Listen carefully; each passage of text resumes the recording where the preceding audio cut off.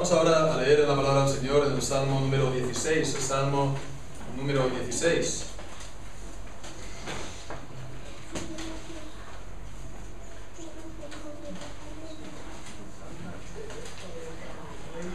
Bien, dice así la palabra del Señor. Mictam de David. Guárdame, oh Dios, porque en ti he confiado. Oh alma mía, dijiste a Jehová, tú eres mi Señor, no hay para mí bien fuera de ti. Para los santos que están en la tierra y para los íntegros es toda mi complacencia.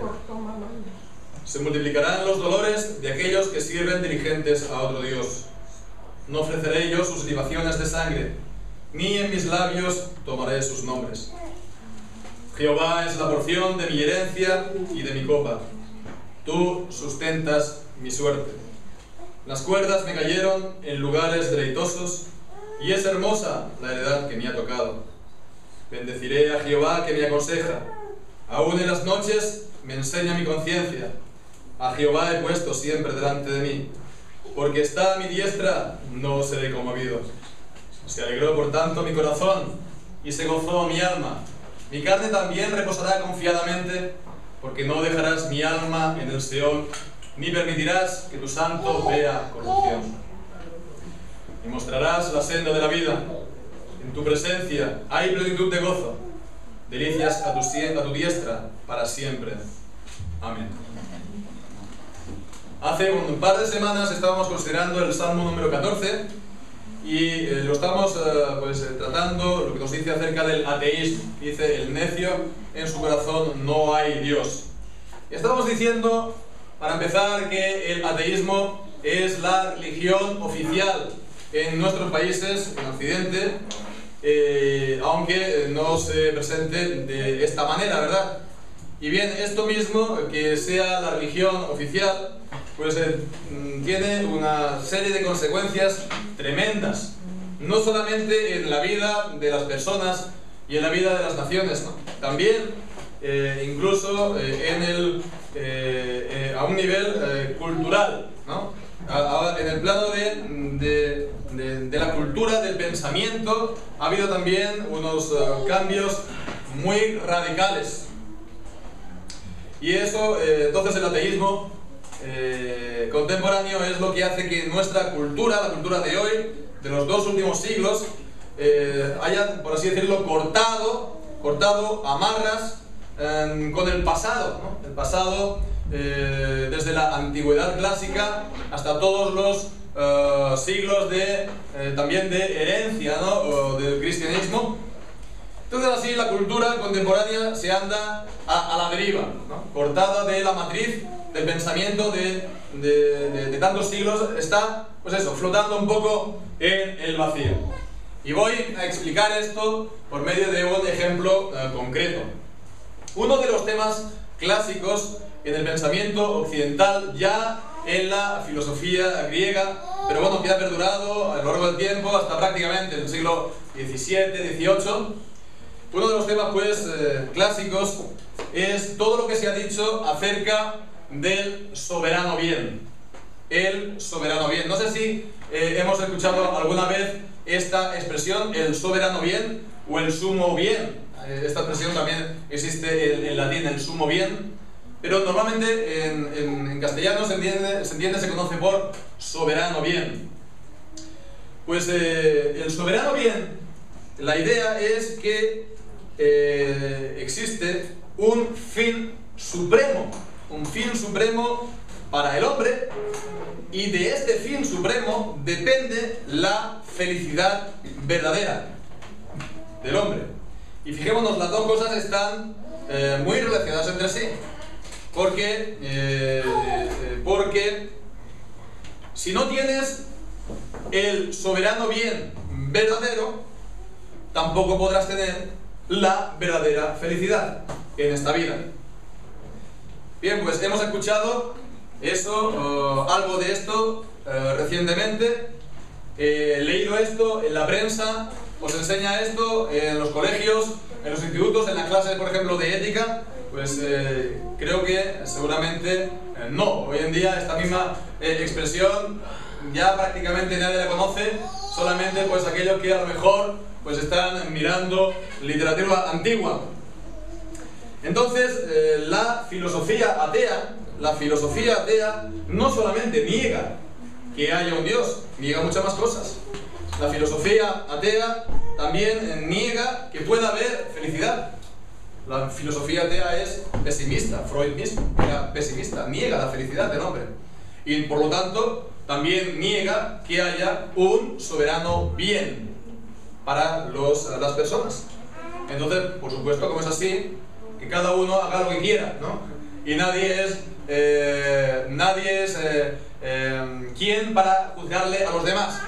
Porque que todo el mundo haga lo que pueda en esta vida, ¿no? Intente ser lo poquito feliz que pueda ser, que en el fondo ellos piensan y dicen, sabemos que no es así, porque al final uno se muere y ya no hay nada más. Entonces, fijémonos, esto es lo que se ha rechazado, pero en el fondo todos los hombres siguen actuando en base a la idea de un soberano bien. Es decir, aquello a lo cual ellos dedican sus vidas, dedican sus existencias, ¿no? Antiguamente, por ejemplo, había gente que dedicaba su vida a cultivar la virtud, ser gente virtuosa. Y estos sobre todo eran aquellos que llegaban a ser nobles, ¿no? A ser, pues, gentes honestas, de bien, ¿no? Honorables. U otros hoy en día, ¿no? Más humanistas, dedican sus vidas a ayudar a los demás. Hay otros, pues, ¿no? Más egoístas, más materialistas, ¿no? Dedican sus vidas ¿a qué? A acaparar riquezas. Hay otros, pues, a amasar conocimientos. Entonces siempre están estudiando y siempre están, pues, ganando conocimientos, ¿verdad? Y hay otros, bueno, más, digamos, así terrenales, pues, a satisfacer sus propios sentidos, los placeres, el sexo. Hay otros que lo que hacen es, bueno, a la aventura, a acumular viajes, ¿no? A ir, pues, de siempre de aquí para allá, ¿no? Como un vagabundo en la vida. Hay otros, pues, que se quisieran convertir en una especie de héroes románticos, entonces se van a las guerras y ayudar a revoluciones. Hay otros, pues, que quieren la gloria, ¿verdad? Hay otros que quieren pasar a la historia. Y todas estas cosas que la gente, pues, a lo cual la gente se dedica, para ellos es, aunque no lo conciban así o no lo expresen con esa palabra, su soberano bien. ¿Por qué? Porque piensan, si yo alcanzo esto, entonces yo seré feliz. Yo seré feliz. Entonces, bien, no basta con darnos cuenta que la gente funciona de esta manera, funcionamos de esta manera, porque somos hombres, sino que una vez que nos damos cuenta de esto, hemos de ver, ¿no?, que soberano bien. No basta con esto decir que cada uno tenga el suyo, porque para que haya un soberano bien verdadero, ¿no?, para que sea supremo tiene que ser verdadero. Y si es verdadero, ha de ser para todos igual. Ya no es que yo tenga el mío y tú el tuyo, sino que exista uno que es igual para todos. Para todos. Bien, pues el Catecismo Menor de Westminster, que es uno de los textos confesionales de la Iglesia presbiteriana a lo largo de los siglos, ¿no?, un texto confesional de los tiempos de la Reforma. Pues el Catecismo Menor de Westminster está abordando todas estas cuestiones ya en su primera pregunta. No utiliza ciertamente la palabra soberano bien o sumo bien, pero la pregunta es: ¿cuál es el fin principal del hombre? Y la respuesta es, los niños a lo mejor lo podrían decir así, el de glorificar a Dios y gozar de Él para siempre. Glorificar a Dios, el fin, y vemos, gozar de Él, la verdadera felicidad para siempre. Este es el soberano bien con mayúscula, el verdadero soberano bien para todos, para mí, para ti, para todos los hombres. El soberano bien es Dios mismo. Y este salmo que hemos leído nos lo está presentando, y también podemos ver en él el camino para poderlo tener nosotros y poderlo disfrutar en nuestra vida. Cómo tener a Dios como nuestro soberano bien. Pues es lo que vamos a ver, los puntos principales de este Salmo 16. Y el primero, este primer paso en este camino que nos representa este Salmo, sería el tener devoción por Dios, o podríamos decir también un corazón piadoso. Y lo leemos ya nada más, comienza el Salmo: guárdame, oh Dios, porque en ti he confiado. El Salmo, por lo tanto, comienza primeramente con una súplica y continúa con una expresión de confianza. La súplica: guárdame, expresión de confianza, porque en ti he confiado. Entonces no está hablando aquí a Dios desde la arrogancia o desde la autosuficiencia o de la independencia o de la autonomía con respecto a Dios, sino desde una actitud de ¿qué? De dependencia. Y esta actitud de dependencia es lo que significa la devoción a Dios. Tener una dependencia con el Señor. Guárdame, le dice, le suplica a Dios. Entonces él reconoce, sabe que es débil, ¿verdad? Y entonces sabe que hay infinidad de peligros al exterior que pueden acabar con él, ¿verdad? En cualquier momento. Pero también él conoce de su propia miseria interior y que puede caer de mil maneras distintas, y que lo haría ciertamente si Dios no pusiera su mano todopoderosa para guardarlo. Por eso le dice: guárdame. Pero además de esto está añadiendo esta expresión de confianza, esta razón: en ti he confiado. Vemos, no trata a Dios como un desconocido, tiene confianza en Él. Dios le es cercano, lo podemos decir así, Dios le resulta familiar. Y esto es lo que la Biblia conoce y dice como el espíritu de adopción, el espíritu filial. En Romanos capítulo 8 y también en la carta a los Gálatas, cuando recibimos el Espíritu Santo, Él es en nosotros el espíritu de adopción. Y nosotros entonces tenemos la confianza para dirigirnos a Dios como nuestro Padre. Entonces confía en Él porque lo conoce, por supuesto, y también conoce sus promesas y sabe que Dios no las va a dejar de cumplir. Así pues vemos, es tener un corazón humilde, piadoso, es tener un corazón dependiente del Señor. Y esto es fundamental para tener a Dios como soberano bien. Esto no es tenerlo a la manera de los filósofos. Si leemos a lo mejor a algunos filósofos, nos vamos a encontrar que te dicen: sí, Dios es el soberano bien. Por ejemplo, uno de ellos era el filósofo Spinoza. Spinoza lo decía, ¿verdad? El soberano bien del hombre es Dios. Pero él no entiende lo mismo que nosotros por Dios, porque para él Dios es el universo. Entonces cuando él dice el soberano bien es Dios, es el conocimiento intelectual del universo. Y la mayoría de los filósofos que hablan de Dios lo hablan de esta manera. Pero no estamos hablando de Dios a la manera de los filósofos, de la razón, ¿verdad? Sino del corazón, ¿verdad? De la piedad, de la dependencia de Dios. Entonces, por eso, si no se tiene esta actitud, no se puede tener a Dios de esta manera. Uno se es arrogante en el fondo. Uno se es arrogante, le está diciendo a Dios: mira, no me haces falta en mi vida, yo ya sé muy bien arreglármela sin ti. Y esto es también lo que ocurre con aquellos que a lo mejor no son ateos, pero son indiferentes, ¿no? Mira, a mí esto, pues no sé qué decirte, me da igual, ¿no? Esto ni me va ni me viene, en el fondo ya me es suficiente, ya estoy bien como estoy, ¿no? Pues esta indiferencia, pues bueno, quien lo tenga, por supuesto, nadie puede tener a Dios como el fin supremo de su vida. Entonces no puede tener, por lo tanto, tampoco la verdadera felicidad en la vida. Entonces aquel que rechaza a Dios por tener sus propios caminos, ¿verdad? Pues al final es justo que al final se encuentre harto del fruto de sus propios caminos en esta vida. Bien, esto sería lo primero que nos dice el Salmo, pero hay más.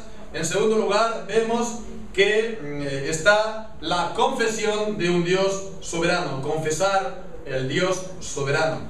Y esto es el complemento perfecto de lo que acabamos de ver. de la piedad, ¿verdad? Porque si solamente nos centramos en la piedad, en la devoción, pero se pierde de vista que se trata de un Dios soberano, pues entonces la piedad se convierte en un fin en sí mismo. La piedad se convierte en un piedismo. Y al final pues uno está dando vueltas no alrededor de Dios, uno está dando vueltas alrededor del hombre, ¿verdad? Y de su propia piedad. Y eso es, por lo tanto, lo que nos encontramos aquí en el versículo 2. Dice: oh alma mía, dijiste a Jehová, tú eres mi Señor, no hay para mí bien fuera de mí. Entonces, debemos decir que esta idea de la soberanía de Dios en la presente traducción en Reina Valera de 60 se encuentra bastante debilitada. Pero en hebreo, literalmente, lo que dice el hebreo, dice: tú eres el Señor, tú eres el Señor. Y dice: mi bien no a ti, mi bien no a ti. Entonces es una manera típica hebrea de expresarse que no dice el verbo. Entonces la idea es que mi bien no llega a ti, ¿no? Reina Valera de 1602, Valera, traducía: mi bien no viene a ti. Y 1909 también es una idea muy parecida, es: mi bien no aprovecha a ti. Entonces esta idea es la idea de que el Señor es exaltado por encima de todas las cosas y nuestro bien no alcanza a llegar al Señor. Tú eres el Señor. Vemos, la soberanía de Dios aquí está afirmada. Dios es el soberano. Dios es el quien tiene el dominio. Es el quien tiene la autoridad. Es el quien tiene la soberanía. No hemos, por tanto, de pensar que Dios está a nuestro servicio, al servicio del hombre, sino que el hombre ha de estar en servicio de Dios. No es tampoco que Dios quiere muchas cosas, pero al final, casi estoy por decir, el pobre no puede hacer las cosas sin nosotros, sin nuestra colaboración, ¿verdad? No, porque nos dice el Salmo 115 y hemos leído que todo lo que quiso Él ha hecho. Todo lo que Él quiere ha hecho. Él es el Todopoderoso y Él puede hacer todo lo que, lo que quiere. Si no hace más, es porque Él así no lo ha decidido. Todo lo que Él lo ha decidido, todo lo que Él ha decretado, lo lleva a cabo. Todo lo que quiso. Y esto es un punto importante porque es en base a este punto que se han transformado tantas iglesias originariamente de la Reforma, ¿verdad? Hasta convertirse muchas veces, perder el carácter mismo de iglesia y parecer esto, pues, unos centros, no sé si culturales, religiosos, básicamente posmodernos, que han perdido pues toda forma de iglesia. La idea es siempre lo mismo. Mira, si no transformamos nuestros cultos, lo que cantamos, si no ponemos aquí un grupo de música, si no ponemos aquí una pantalla pues para los vídeos, si no ponemos aquí un grupo de teatro, si no ponemos aquí un grupo de danza, si no ponemos aquí un grupo de alabanza y que haya mucho ambiente, no vendrán a la iglesia. Dios quiere salvar, pero el pobre, Él no podrá salvarlo y hemos de cambiarlo. Y esto es una demagogia, ¿verdad? Porque esto juega a hacernos sentir culpables por ser creyentes y por adorar al Señor, ¿verdad? Y bueno, pues es verdad, tenemos que hacerlo para que los demás sean salvos, pero no depende de nuestras formas de culto, sino depende de Dios. Depende que el Señor le abra el corazón como a Lidia, ¿verdad? En Hechos 16. Depende que el Señor pues obre en su corazón. No depende, por lo tanto, del que quiere, no depende del que corre, sino de Dios que tiene la misericordia. Dios es el soberano. Y a continuación dice: mi bien, decíamos, no llega a ti. Mi bien no a ti, mi bien no alcanza, ¿verdad? Y esto es una lección que también se encuentra en la Biblia, en el libro de Job, por ejemplo, en el capítulo 22. Job, capítulo 22, el versículo 2 y 3, dice Elifaz: ¿traerá el hombre provecho a Dios? Al contrario, para sí mismo es provechoso el hombre sabio. ¿Tiene contentamiento el omnipotente en que tú seas justificado, o provecho que tú hagas perfectos tus caminos? ¿Acaso te castiga o viene a juicio contigo a causa de tu piedad? Entonces vemos, está diciendo, Dios no tiene ningún provecho en que tú hagas lo bueno. Si tú haces lo bueno, el beneficiado eres tú. Pero tú no haces a Dios más por eso, y tampoco lo vas a hacer menos por eso. También es lo que dice Eliú en el capítulo 35, ¿verdad? Versículos 5 al 7. Mira los cielos y ve, y considera que las nubes son más altas que tú. Si pecares, ¿qué habrás logrado contra él? Si tus rebeliones se multiplicaren, ¿qué harás tú? Si fueres justo, ¿qué le darás a él? ¿O qué recibirá de tu mano? Es la misma idea, es la misma lección, ¿verdad? Dios está en lo alto. Todo lo que nosotros hacemos no llega a él. Si nosotros hacemos bien, para nosotros hacemos el bien, ¿no? Pero no es que nuestras obras por sí mismas lleguen al Señor. Él está todavía demasiado alto para ello.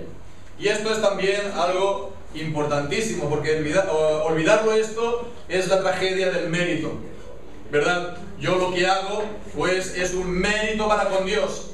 Y Dios está obligado a premiármelo, a considerarlo. Y de esta manera, pues yo soy salvo también en parte gracias a mí, ¿verdad? A mis méritos. Pero fijémonos que la Biblia nos dice que nuestras mejores obras son trapos de inmundicia delante de Él. Y esto significa, por lo tanto, que no son méritos. Esto no son méritos.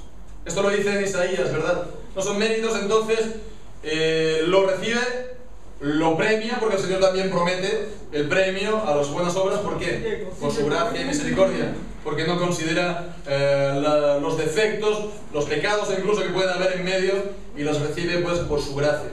Entonces, por eso decimos que es necesario también tener a Dios como el Dios soberano, para poderlo tener como el soberano bien. Porque si no, ¿qué tenemos? El Dios verdadero, el Dios de la Biblia, o un ídolo de mi corazón. Ya decía Calvino que el corazón del hombre es una fábrica de hacer ídolos, ¿verdad? Y eso sería terrible de hacerlo con el mismo Dios verdadero, fabricar de él, pues, un Dios según nuestra imaginación y no según lo que Él es, como Él se revela en su santa palabra.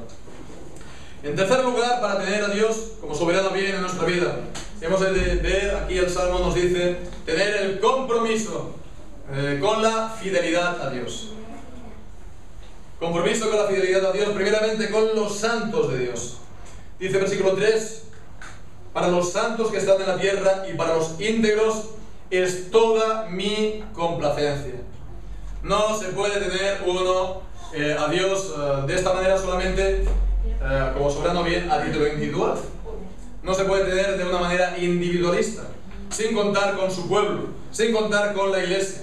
Y quien se aparta, por lo tanto, del pueblo, quien se aparta del pueblo del Señor, se aparta también de la fuente de muchas bendiciones. El Salmo 133 nos dice que sobre el pueblo, ¿verdad? Sobre el pueblo reunido dice, envía al Señor bendición y vida eterna, vida para siempre. Allí y solo allí. El Señor no hace esto en partidos de fútbol, el Señor no hace esto en conciertos, ¿verdad?, de música, ni tampoco en celebraciones de teatro. Él lo hace cuando el pueblo se reúne en el nombre de Cristo para darle la adoración y también se predica la palabra del Señor. Todos tenemos entonces, los que nos reunimos, todos en común el tener al Señor como nuestro Señor y tener, por lo tanto, como hemos visto, esa devoción al Señor y confesar también el mismo Dios soberano. Y bien, pues esto a la gente pues no le interesa hoy en día, ¿no? Hoy en día pues prefiere la gente, lo que hemos dicho, ir al fútbol, ¿no? Sobre todo los domingos, o ir al teatro, o ir a cualquier otro sitio menos a las reuniones del pueblo del Señor a escuchar la palabra. ¿Y esto qué significa, por lo tanto? Que ellos, por un lado, se piensan libres, ¿verdad? Para cuando se piensan libres y por eso lo hacen, ¿verdad? Pero al hacerlo, se entregan a otras cosas. Dejan de hacer esto para hacer lo otro. Entonces, ¿qué es lo que hacen? Pues se entregan a otras cosas. Y la consecuencia de esto, ¿cuál es? Que esas otras cosas, pues son las que ocupan el lugar de Dios en nuestra vida. Y esas cosas, pues, que esperábamos nosotros que nos iban a solucionar la vida, ¿verdad? Pues al final resulta que no. Esperábamos de ellas que nos trajeran la felicidad, pero al final es lo contrario. Y es entonces lo que está diciendo aquí en el versículo 4. Se multiplicarán los dolores de aquellos que sirven diligentes a otro Dios. Vemos, estos dolores son los dolores de las mismas consecuencias, ¿verdad? De las opciones, de las elecciones que la gente toma. Los dolores porque han tomado a otra cosa en lugar de Dios en su vida. entonces miremoslos como lo queramos. Todo aquello que tomemos en nuestra vida en lugar de Dios, al final de traernos, en vez de traernos la felicidad, nos trae dolor y se multiplica el dolor en nuestra vida. Por eso vemos nuestra resolución cuál ha de ser, nuestra decisión cuál ha de ser firme. Dice a continuación: no ofreceré yo sus libaciones de sangre, ni en mis labios tomaré sus nombres. Y vemos aquí es el apartarse de idolatría, apartarse de los dioses falsos, ya sea de otras religiones, ya sea de idolatrías, ya sea de herejías, ya sea de cualquier otra cosa que deshonra el nombre del Señor y lo intenta sustituir. Dice, incluso enmendarlo. Dice, ni en mis labios tomaré yo sus nombres, ni incluso el mencionarlos, por la fidelidad al Señor. Y entonces hemos de tenerlo esto presente. Bueno, hoy tenemos esta semana ya la celebración, ¿verdad?, de la Semana Santa. No creo que vayamos a tener ningún peligro en, espero, participar en ninguna procesión de Semana Santa, porque eso el Señor no lo ha mandado en ningún lugar en su santa palabra. Las imágenes están prohibidas en su santa palabra, y esto no honra al Señor, al contrario, es idolatría. Huyamos de esto y huyamos también de cualquier otra cosa que deshonre al Señor. Dice 2 Corintios capítulo 6, no toquéis lo inmundo, ¿verdad? No toquéis lo inmundo. Y en el capítulo 7 versículo 1, que de esta manera pues nos santifiquemos de toda contaminación de carne y del espíritu, perfeccionando la santidad en el temor del Señor. Hay un gran peligro que se llama idolatría y no nos damos cuenta, ¿verdad? Tenemos, sí, como podemos ver, que el pecado es peligroso, pero la idolatría, que no le damos tanta importancia. El adorar al Señor, hacer las cosas que según nuestra apetencia y no como el Señor ha mandado. Esto al final se acaba en una prisión, y el Señor a libertad nos ha llamado por su santa palabra. Continuamos adelante. En cuarto lugar, para tener a Dios como soberano bien en nuestra vida, hemos de tener, reconocer las gracias, la bendición de Dios en nuestra vida. Versículo 5 dice: Jehová es la porción de mi herencia y de mi copa. Fijémonos que esto es bien bello lo que dice, ¿verdad? Esto es lo que dijo Dios a Aarón.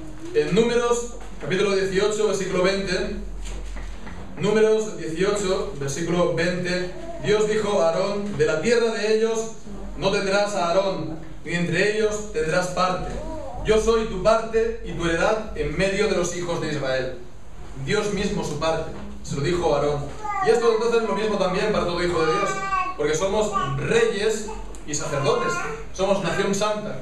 Entonces nosotros también tenemos, los creyentes, a Dios como nuestra parte, nuestra heredad en esta vida.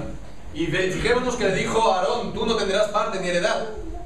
Nosotros tampoco en esta vida, al final, no tenemos otra cosa. Lo único que tenemos al final, ¿qué es? Es Dios. Lo único que tenemos es el Señor. Él es nuestra parte, Él es nuestra heredad. La gente que no tiene a Dios se gloría en ¿qué? Se gloría en bienes, se gloría en propiedades, se gloría en lo que ha conseguido en su vida. Pero cuando Él parta y se vaya, eso se va a quedar aquí. Pero cuando nosotros partamos, estaremos con el Dios eterno y con el Dios todopoderoso, como el bien de nuestra vida para siempre, jamás. Y fijémonos que Dios no solamente nos da esta esperanza de la vida eterna, también Él no se desentiende de nosotros en esta vida, en la vida terrenal. Porque dice a continuación: tú sustentas mi suerte. Y entonces Él está garantizando que nuestra suerte sea al final buena. La suerte, vemos, es la expresión de cuando Israel repartió por suertes a Canaán, cuando lo conquistó bajo Josué, ¿verdad? Entonces a cada tribu le dio por suerte un territorio. Pues esto es la imagen que nos dice a nosotros los creyentes, que Dios nos ha dado un lote, Dios nos ha dado un lugar, Dios nos ha dado algo especial para nosotros y lo ha hecho bueno. Entonces fijémonos, dice: las cuerdas me cayeron en lugares deleitosos y es hermosa la heredad que me ha tocado. Y esto es nuestra vida. Y esto es nuestra vida, ¿verdad? Dios lo ha dado a cada uno según Él quiso. Dios puso a cada uno en el cuerpo según Él quiso. El Señor de cada uno, pues que esté aquí y no allá. Yo quisiera estar allí, pero ¿qué? El Señor te ha puesto acá. Es que también a uno le da la salud y a otra la enfermedad. ¿Y por qué al que está enfermo le ha dado eso el Señor y el otro está tan bien, ¿verdad? O a otro la pobreza y al otro la riqueza, ¿verdad? Pues el Señor a cada uno le ha dado pues su lote y su heredad, pero fijémonos que tanto al uno como al otro, al que está allí como al que allí, al rico como al pobre, al sano como al enfermo, las cuerdas me cayeron en lugares deleitosos y es hermosa la heredad que me ha tocado. ¿Por qué? Porque todas las cosas ayudan a bien. Si estoy con bendición, esta no me aparta de Dios. Si estoy pues con mal, el Señor lo controla y lo trae para mi bien. Todas las cosas ayudan a bien. Y sabemos esto porque Él es nuestro Padre y Él no da, pues, si le pedimos un pan y nos da una piedra para que nos rompamos los dientes, ¿verdad? Así, por lo tanto, fijémonos, no hemos de olvidarlo esto nunca, porque esto es lo más dañino para nosotros, es eso. Lo más dañino para nuestra felicidad es esto. ¿De dónde vienen las depresiones, verdad? Las depresiones vienen, pues, esto de estar infeliz en esta vida. Estar infeliz con lo que nos ha tocado. Pues estar infeliz y quejarnos, ¿verdad? Y entonces cuando ya entramos en esto ya es una espiral, ¿verdad? Y vamos cayendo, y vamos cayendo, y vamos cayendo, y al final, cuando ya te das cuenta, estás sumido en una depresión. ¿Y cómo salgo yo de aquí? Entonces, para eso hay que fijarse en lo que nos dice la palabra del Señor. Todas las cosas el Señor las hace para nuestro bien. El Señor hace hermosa nuestra vida independientemente de las circunstancias, deleitosas incluso. Y bueno, pues si alguna vez pues nos encontramos en esta situación que estamos tristes o infelices, hagamos este ejercicio y os lo propongo. Tomad libreta, tomad lápiz y pensad y escribid una por una todas las bendiciones que el Señor os ha dado, que lo sabéis y que se os viene a la cabeza, ¿verdad? Una por una, no dejéis una. Y ya veréis cómo casi vais a estar acabando la libreta. Y después podemos alegrarnos y darle gracias al Señor por cada una de ellas. Bien, pues continuamos ya por último, en quinto y último lugar, tenemos lo que nos dice este salmo, que para tener a Dios como soberano bien en nuestra vida es también por tener la esperanza de la vida eterna. Esperanza de la vida eterna. Después de decir en el versículo 7, bendeciré a Jehová que me aconseja, aún en las noches enseña mi conciencia. Entonces, vemos,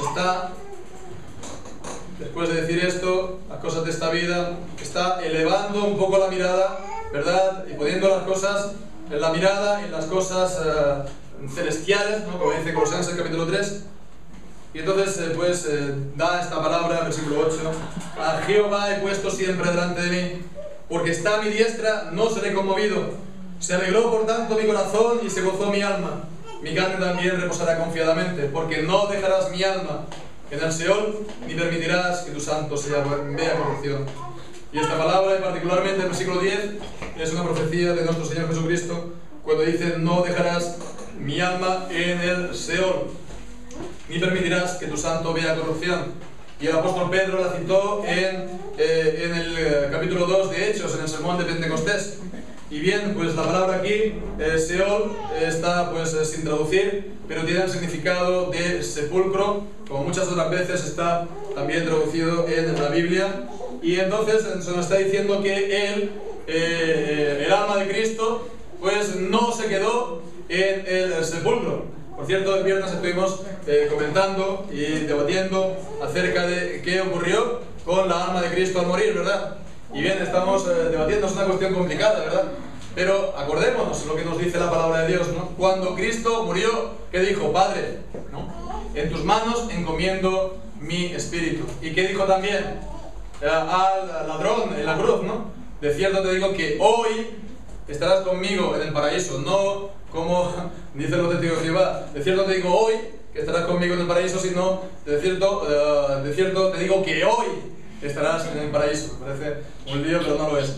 Entonces, cuando el Señor entregó el Espíritu, lo puso en las manos del Padre, el alma humana de Cristo no fue, por así decirlo, a su independientemente, ¿verdad? Por su parte, desunida del Hijo Eterno, de Dios, de la segunda persona de la Trinidad, sino porque la alma humana está siempre unida al Hijo Eterno desde la misma concepción. Y entonces, bueno, ¿dónde estaba también la alma humana? Pues donde está también el Hijo de Dios, ¿verdad? Por eso podemos decir, creo es la solución, está en el paraíso, hasta la resurrección de los muertos. Bien, pues por eso dice, no dejarás mi alma en el sepulcro. Aquí está hablando de la resurrección también, por supuesto, del cuerpo. Y está, creo yo, hablando del alma en un sentido más general, como pues de la vida, ¿verdad? Del ser humano también, incluyendo a su cuerpo. Pero esto no es solamente para Cristo, porque esta resurrección de Jesucristo es también la resurrección nuestra, de los creyentes, primeramente espiritual, porque estábamos muertos en nuestros delitos y pecados, como dice Pablo, pero el Señor nos envía el Espíritu Santo y nos regenera, nos da nueva vida, resucitamos espiritualmente, y esta es la primera resurrección, la resurrección espiritual. Somos nuevas criaturas en Cristo, las cosas viejas pasaron, he aquí todas son hechas nuevas. Somos pues resucitados y andamos entonces en novedad de vida, y somos santificados porque en nosotros opera el mismo poder que levantó a Cristo entre los muertos ahora ya en esta vida. Pero esta resurrección de Cristo será también nuestra resurrección corporal, y pues nosotros y todos los hombres, hayan hecho lo bueno, hayan hecho lo malo, se levantarán, ¿verdad? Y resucitarán, ¿verdad? Cuando Cristo vuelva para juzgar pues a vivos y muertos. Y esto es, hermanos, amigos, todos, la gran diferencia, esto es lo que hace toda la diferencia entre tener a Dios como soberano bien con cualquier otra cosa que podamos tener en su lugar. Si tenemos cualquier otra cosa, aquí se va a quedar. Aún las cosas más nobles, si yo me dedico a ser una persona virtuosa, voy a ser una persona honrada, voy a ser una persona honorable, y no tengo para nada a Dios ni la esperanza de la vida eterna, seguramente me voy a encontrar que yo por mi virtud voy a padecer en esta vida, y voy a ver que la gente que anda en maldad prospera, ¿verdad? Y de esto nos lo encontramos en la Escritura, y de esto nos lo encontramos en la vida, ¿verdad? Cada día. Y que hay gente, como dice Eclesiastés, que por su justicia muere, y otros que por su maldad son preservados. Esto es la vida, ¿no? Hay otros también, pues, que podrán, pues no sé, el centrarse en conocer, y en conocer. Dice Eclesiastés, el que añade conocimiento, añade dolor. Y uno se verá ya viejo y dirá, bueno, yo que me he dejado toda mi vida, ¿verdad? En estos libros, ¿verdad? Aquí estoy encorvado, estoy aquí enfermo, y eso que va a solucionar a mí, mi vida. Entonces, bueno, todo lo que pongamos en lugar de Dios no nos va a solucionar el problema de que viene la muerte, el problema de la muerte. Y entonces, si por ejemplo ponemos todos nos centramos en la riqueza y en ahorrar y en prosperar y en, pues, en trabajar y en, pues como dice Jesús, el día más pensado vienen a pedirte el alma, necio, y tú pues lo que tú guardaste, ¿para quién será? Mira, al final pues van a venir tus hijos y ellos te lo van a disfrutar, y tú no sabes si van a ser sabios o si ellos lo van a dilapidar todo, ¿verdad? Entonces, si uno quiere, no, mira, yo voy a ser aquí un héroe romántico y voy a participar aquí en todas las revoluciones, me voy a ir a Sarajevo. ¿Cuántos no han muerto, verdad? Periodistas, ¿verdad? En las guerras, ¿no? O dice, no, mira, yo voy a ser aquí un chico famoso, un actor, un cantante, esto, lo otro. Bueno, pues primero, muy pocos lo consiguen, ¿verdad? Pero será un minuto de gloria. Eso al final tu nombre se va a olvidar. Y bien, y en todo caso, eso no te va a devolver la vida. Bien, pues esto es lo que hace toda la diferencia. Solo Dios es entonces el fin supremo que da la felicidad a todos. ¿Por qué? Porque solo Dios es eterno y solamente se puede disfrutar de Dios para siempre. Todo lo que pongamos en su lugar será por un momento, pero solamente Dios se disfruta para siempre. Y nos dice el versículo 11, demostrarás la senda de la vida. En tu presencia hay plenitud de gozo, delicias a tu diestra para siempre. Él es el Dios de la vida. Él es el que da la vida. Él es la luz. En Él no hay ninguna tinieblas y Él es el que da la luz. Él es capaz de satisfacer plenamente el alma del hombre y hacerlo para siempre. Y se ha dicho, y es bien cierto, que toda alma tiene en su interior un vacío que solamente se llena con Dios. Dios es lo único que llena el alma, y no solamente un momento, no solamente de manera efímera, sino para siempre. Y Cristo dijo, Jesús dijo, yo soy el pan de vida, el que a mí viene nunca tendrá hambre, y el que en mí cree nunca tendrá sed jamás, en Juan capítulo 3, versículo 18. Y eso solamente Jesús lo puede hacer. Jesús dijo también, cualquiera que bebiere de esta sed volverá a tener sed, mas el que bebiere del agua que yo le daré no tendrá sed jamás, sino que el agua que yo le daré será en él una fuente de agua que salte para vida eterna, en Juan 4:14. Y esto solo Cristo lo puede hacer. Y Jesús también dijo, yo soy la luz del mundo, el que me sigue no andará en tinieblas, sino tendrá la luz de la vida, en Juan 7:8-22. Y esto solo Cristo lo puede hacer. Así, por lo tanto, hacedlo si todavía no lo habéis hecho. Id a Cristo y recibidlo, y lo podréis comprobar. Él sacia, Él restaura, Él sana, Él llena de gozo para siempre. Y a nosotros, los creyentes en Cristo, por todo esto que hemos visto, gocémonos en Cristo, gocémonos en el Espíritu Santo, gocémonos en Dios, desde ahora y para siempre. Los muertos no alabarán al Señor, Salmo 115, pero nosotros alabaremos al Señor desde ahora y para siempre. Amén.